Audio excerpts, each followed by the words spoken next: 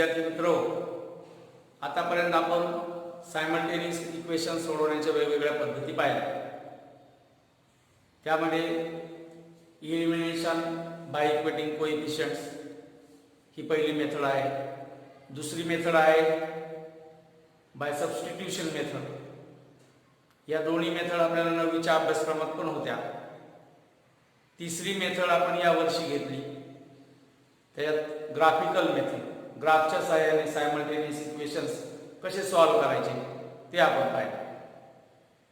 आणि त्यानंतर determinant method किंवा त्याला क्रॅमर्स रूल असं म्हणतात. ह्या सर्व पद्धतींनी आपण दिलेले सायमल्टेनियस इक्वेशन्स सोडवू शकतो. परंतु या सायमल्टेनियस इक्वेशनचा व्यवहारात काय उपयोग होतो किंवा अशी काही प्रॅक्टिकल उदाहरणे असतात, त्यामध्ये या सायमल्टेनियस इक्वेशनचा कसा उपयोग होतो, म्हणजेच याच्यातले जे वर्ड प्रॉब्लेम जे असतात ते आपण आता अभ्यासणार आहोत. म्हणून याला मुद्दा असा लिहिला आहे, application of simultaneous equations. Application of simultaneous equation, simultaneous इक्वेशनचा उपयोग.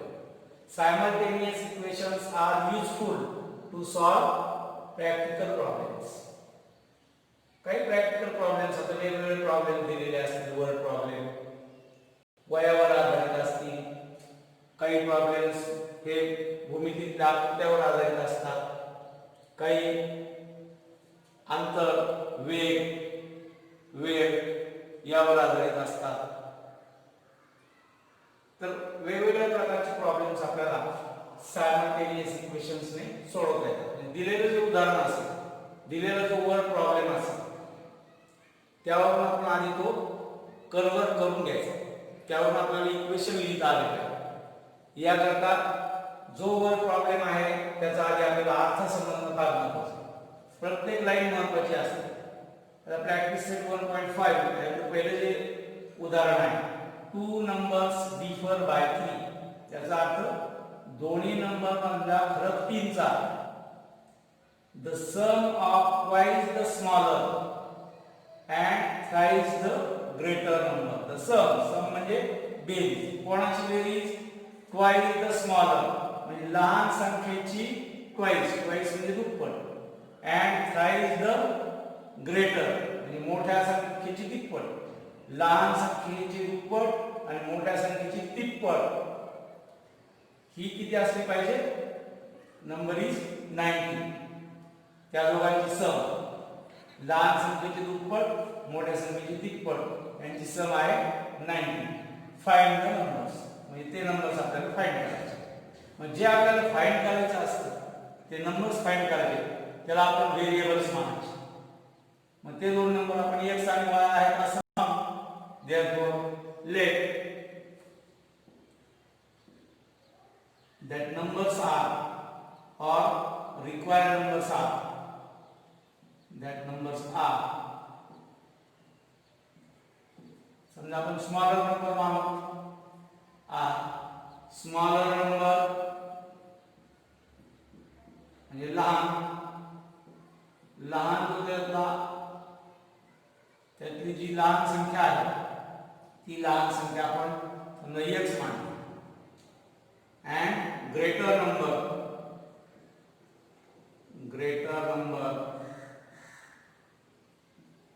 equal to y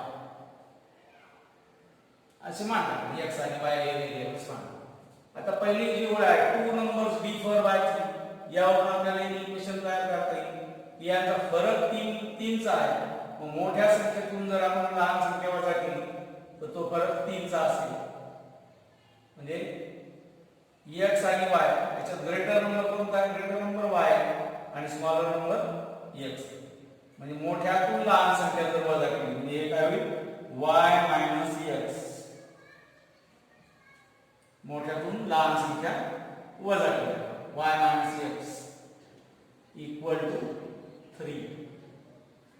किंवा आता आपल्याला x आली पाहिजे म्हणून आपण या इक्वेशनला असं सुद्धा लिहू शकतो, -x plus y equal to 3. याला इक्वेशन नंबर फर्स्ट ना. हे कशावरून घेतलं आपण? From given condition.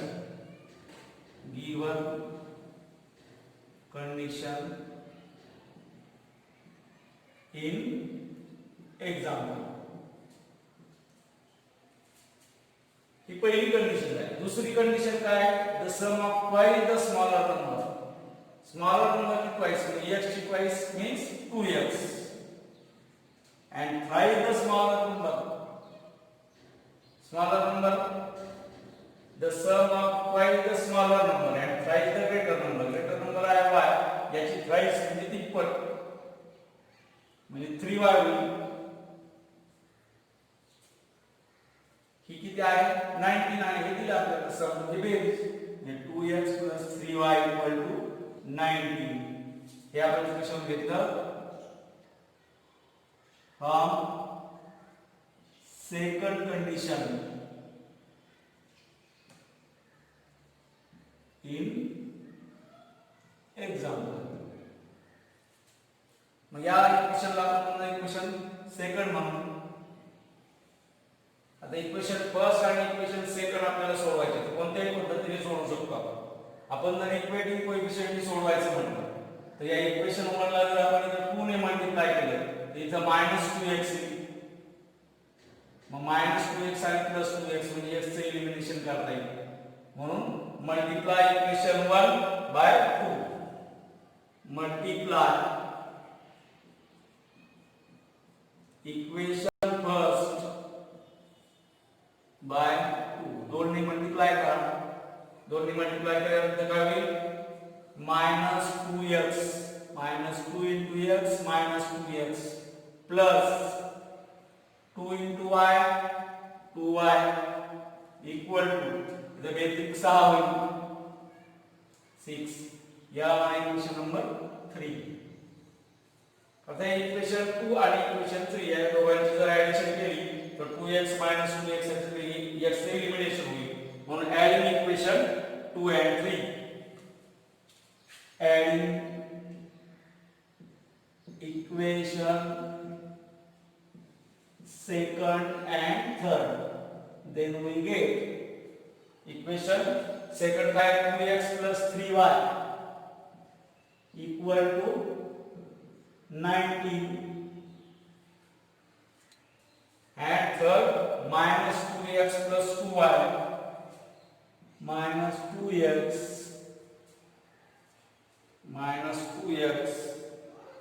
plus 2y equal to 6. हे इक्वेशन आहे थर्ड आणि हे इक्वेशन आहे सेकंड.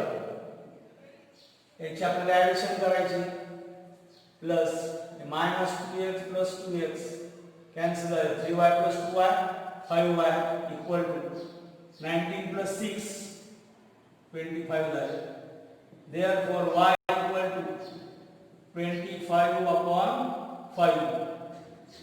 5 1 5 आणि 5 5 25 म्हणजे y ची व्हॅल्यू आली y equal to 5 आली. ही आहे y ची व्हॅल्यू y equal to 5. आता ही कोणत्याही एका इक्वेशन मध्ये ठेवू शकता तुम्ही. समजा आपण या इक्वेशन 1 मध्ये ठेवू. Put y equal to 5 in equation first. काय first equation -x plus y equal to 3. ठेवायचं y value 5 -x plus 5 equal to 3 -x equal to 3 minus 5. हे प्लस 5 कारण मायनस आहे. -x equal to 3 minus 5. 5 मधून 3 गेले 2 राहिले मोठ्या संख्येचे चिन्ह म्हणजे -x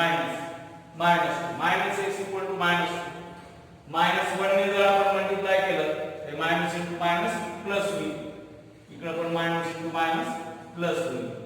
x equal to 2 ही आहे x ची value. x equal to 2 y equal to 5.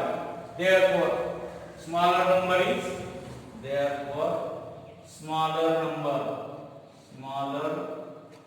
number equal to x equal to 2 and greater number y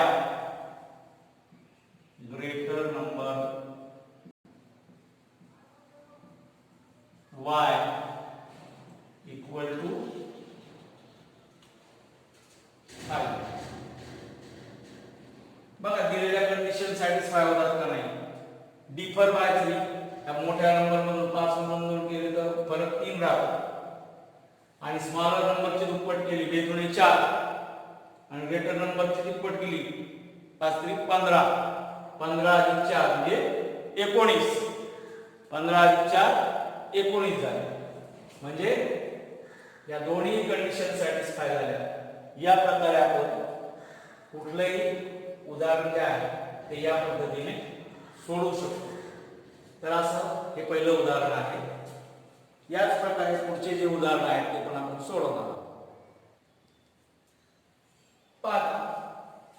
या प्रॅक्टिस सेट मध्ये आपल्याला दुसरा प्रश्न जो आहे पास केला आहे कंप्लीट द फॉलोइंग टेबल हा टेबल कंप्लीट करायचा असं सांगितलं इथे दिलंय आय एम अ रेक्टँगल इथे लिहिलंय find the values of x and y x आणि y च्या व्हॅल्यू काढायच्या आणि इथे लिहिलंय find my perimeter and area म्हणजे हे उदाहरण रेक्टँगल वर आधारित आहे भूमितीमध्ये जी रेक्टँगलची आकृती आहे त्याच्याकरता आपल्याला रेक्टँगलच्या प्रॉपर्टीज माहित असणं आवश्यक आहे opposite sides of rectangle are common 2y is same as this x plus 4 ही बाजू आपल्याला x plus 4 दिली म्हणजे याची ब्रेथ दिली 2y equal to x plus 4 opposite sides are common 2x plus y plus 8 ही याची ब्रेथ आहे ही length 2x plus y plus 8 आणि ही लेंथ 4x minus y आहे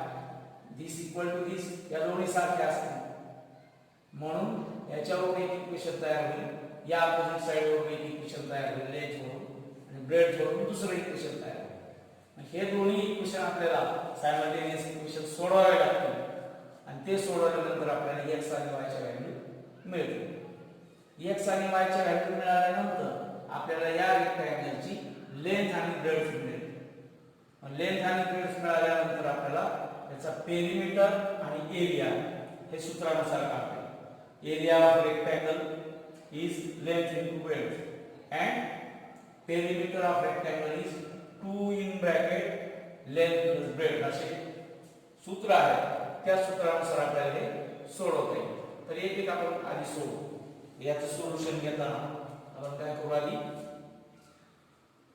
properties rectangles opposite sides of rectangle are congruent opposite sides of a rectangle are congruent म्हणजे एकरूप सारखा आता ही लेंथ आहे 2x plus y plus 8 therefore 2x plus y plus 8 याची opposite side कोणती आहे ती 4x minus y 4x minus y त्याच्यावरून एक लिनियर सायमल्टेनियस इक्वेशन तयार करून घ्यायचं हे प्लस 8 आपण त्या साइडला घेऊ 4x minus y या साइडला आणू प्लस 8 तिकडे नेले म्हणजे मायनस होईल हे 4x या साइडला आले म्हणजे मायनस 4x होईल मायनस y या साइडला आले म्हणजे प्लस होईल हे कसं लिहिता येईल आपल्याला 2x हे 4x या साइडला आला मायनस 4x हे प्लस y मायनस y या साइडला आला प्लस y होती इक्वल टू हे प्लस 8 या साइडला गेले म्हणजे मायनस 8 झाले 2x minus 4x दोनातून 4 नाही जात 4तून 2 गेले खाली उरले 2 मोठ्या संख्येचं चिन्ह म्हणजे minus 2x plus y plus y means 2y minus plus 2y equal to minus 8 आता इथे जर आपण पाहिलं तर आपल्याला भाग सुद्धा द्यायचा आहे दोन्ही भाग जातो म्हणून भाग द्या डिवाइड बाय 2 म्हणा किंवा डिवाइड बाय -2 केलं तरी चालेल मायनस केलं तर इथं प्लस होईल इथं मायनस होईल इथं प्लस होईल divide both side by divide both sides by -2 मग एका वेळी -2 ने याला डिवाइड केलं मायनस मायनस प्लस हे एक हे म्हणजे x राहील इथं plus minus minus x minus y equal to minus 2 ने डिवाइड कर बेचो r मायनस इंटू मायनस म्हणजे minus divided by minus means plus x minus y equal to 4 त्याला इक्वेशन 1 असं म्हणा. आता दुसरी अपोजिट साइड 2y आणि x 4 या सारखे आहे. therefore 2y equal to x plus 4 आणि या साइडला हे मायनस x होईल minus x plus 2y equal to 4 फक्त x या साइडला आले मायनस झाले या इक्वेशन 2. आता दोन्हीचं निरीक्षण करा इक्वेशन 1 आणि इक्वेशन 2 या दोघांची जर ऍडिशन केली असेल minus x plus x cancel होतील म्हणजे x चे एलिमिनेशन होईल आणि y ची व्हॅल्यू आपल्याला निघेल. therefore write down adding equation first and second. आपण जर इक्वेशन फर्स्ट आणि सेकंड ची जर बेरीज केली तर आपल्याला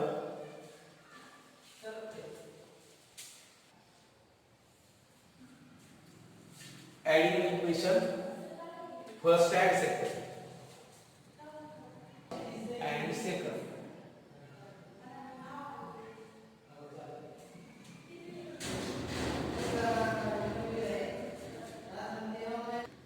adding equation first and second x minus y equal to 4. First is x minus y equal to 4. This is equation first and second equation is minus x plus 2y minus x plus 2y equal to 4. करा addition adding plus add minus x plus x get cancel minus 2y plus 2y 2 minus 1 means 1y means only y equal to 4 plus 4 8 here y equal to 8 y equal to 8. आता ही कोणत्या equation मध्ये ठेवा समजा equation first मध्ये ठेवली आपण put y equal to 8 in equation first. काय equation first x minus y equal to 4 means x minus 8 equal to 4 means x equal to 4 plus 8 x equal to 4 plus 8 means 12 minus 8 इकडे आलं plus here x equal to 12 या झाल्या x आणि y ची value आपण find केली. x ची value आली 12 y ची व्हॅल्यू आली 8 आणि फाइंड बाय पेरिमीटर म्हणजे पेरिमीटर ऑफ रेक्टँगल तर त्याच्या आधी आपल्याला पेरिमीटरच्या आधी आपण लेंथ आणि ब्रेड्थ काढतो. समजा इथे लेंथ कोणती एक घ्या की समजा 2y घेतली आपण ही ब्रेड्थ आहे 2y आणि लेंथ आहे 4x y length therefore length of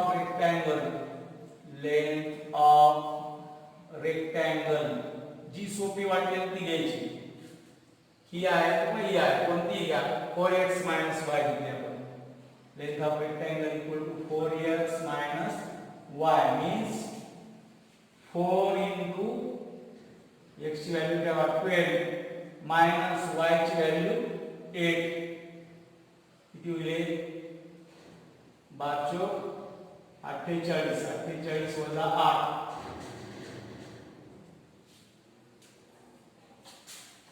48 वजा 8 म्हणजे 40 48 minus 8 40 length of rectangle is 40. breadth of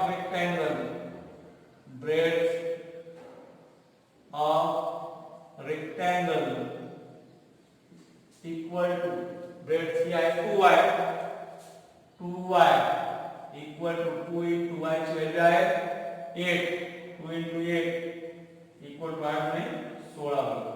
ही झाली breadth of rectangle 60. आता perimeter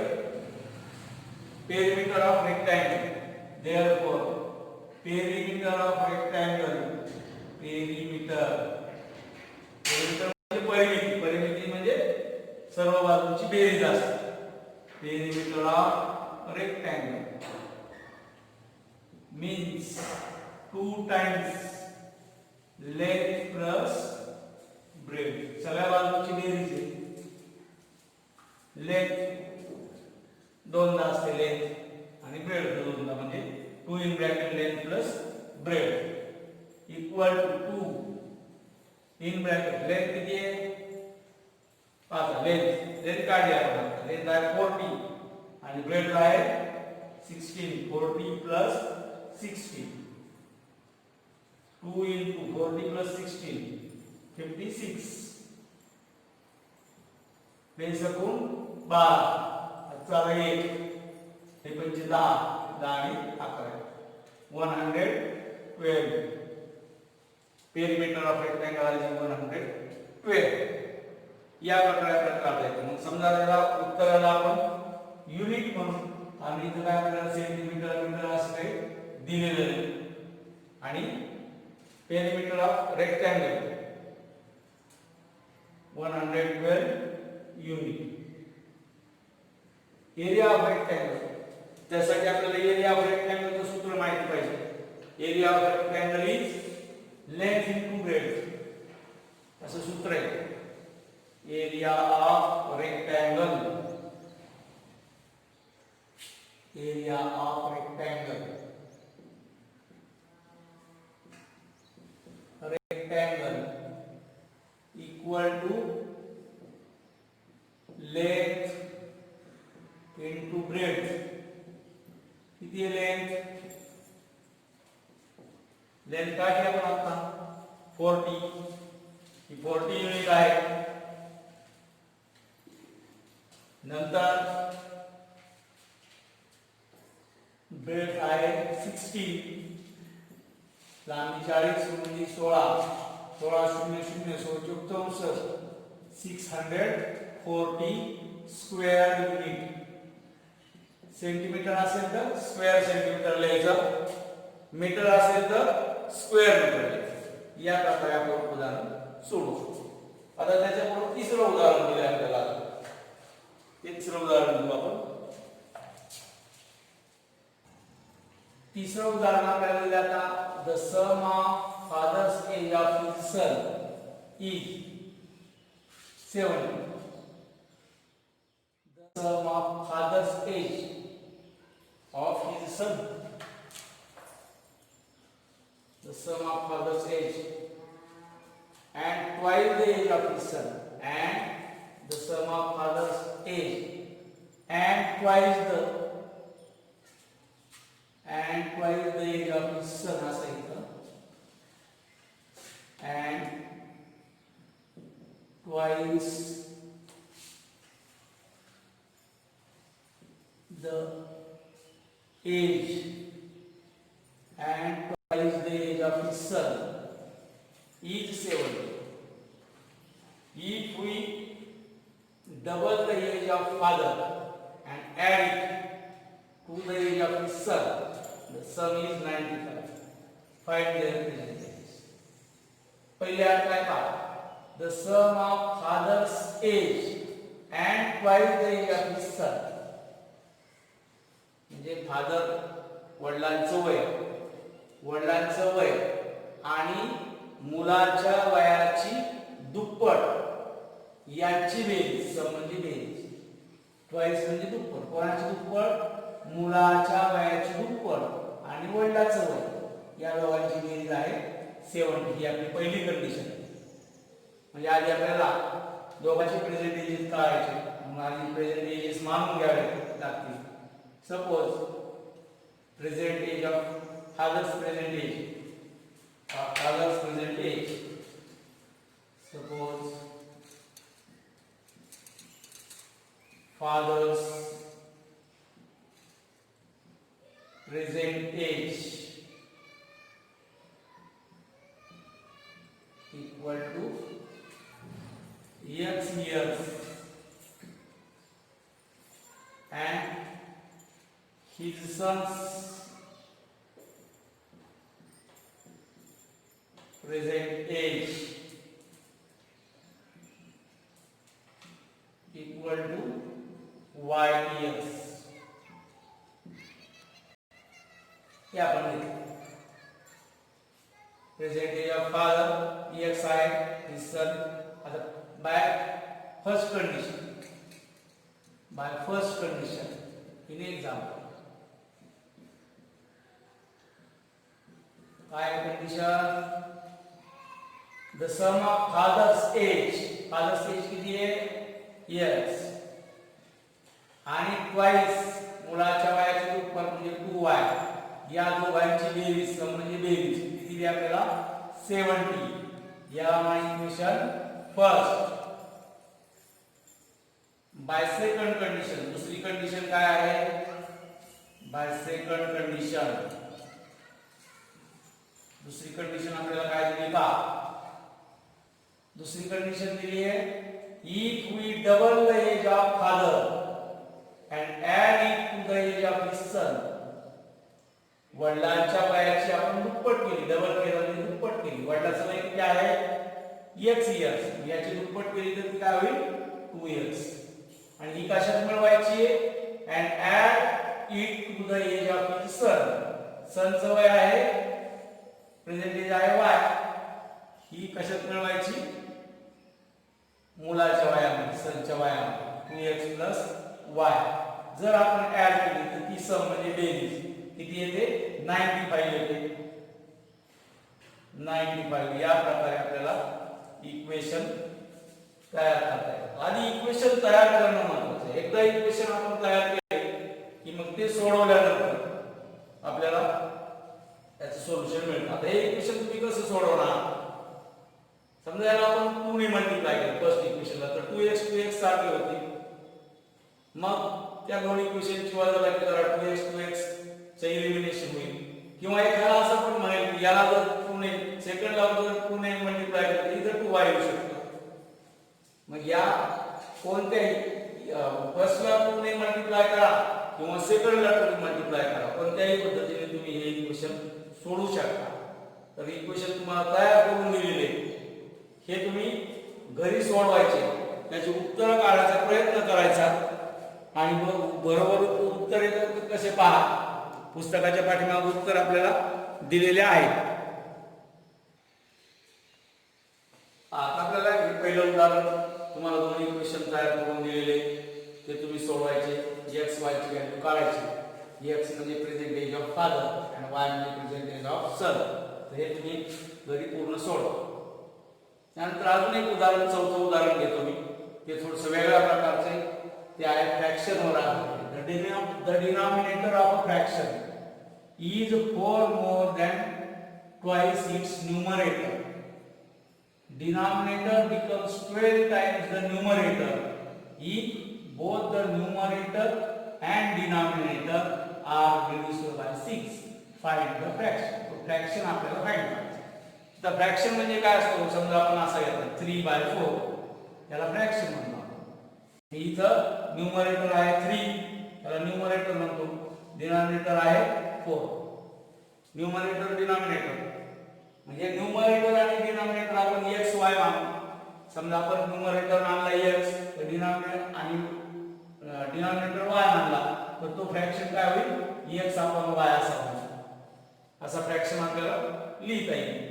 म्हणून आपण काय करू याचे न्यूमरेटर आणि डिनॉमिनेटर आणि मानू. म्हणजे असं लिहायचं. Suppose numerator equal to x and denominator equal to y. Therefore that fraction equal to x upon y. fraction. आता by given condition किंवा by first condition in example, उदाहरणार्थ एक 8 नुसार बाय फर्स्ट कंडिशन. पहिली कंडिशन काय दिली आपल्याला? वाचायची ती व्यवस्थित. The denominator of a fraction is 4 more. Denominator of fraction is 4 मोर म्हणजे डिनॉमिनेटर म्हणजे त्याचा छेद हा 4 ने जास्त आहे कशापेक्षा than twice its numerator twice म्हणजे दुप्पट कशाची दुप्पट न्यूमरेटरची आता पहा denominator of a fraction is 4 more than twice its numerator denominator कोणता आहे आपला इथे denominator आहे y हा y कसा आहे the denominator of a fraction is 4 more than twice its numerator 4 more than twice twice म्हणजे याची दुप्पट x ची दुप्पट काय झाली 2x 4 more than twice its numerator 4 more than twice its 4 more म्हणजे 4 ने जास्त हे आपल्याला असं करावं लागेल हा डिनॉमिनेटर म्हणजे y हा काय आहे 4 ने जास्त कशापेक्षा 4 ने जास्त आहे तर न्यूमरेटरच्या ट्वाइस पेक्षा म्हणजे दुप्पटीपेक्षा तर यामुळे ही झाली फर्स्ट कंडिशन त्याच्यावर आपल्याला इक्वेशन असं येईल 2x या साइडला म्हणजे इक्वेशन होईल -2x + y = 4 याला म्हणा इक्वेशन फर्स्ट कंडिशन होईल आता दुसरी कंडिशन काय denominator becomes 12 times the numerator याचा डिनॉमिनेटर कोणता आहे डिनॉमिनेटर y हा काय आहे इट बिकम्स 12 टाइम्स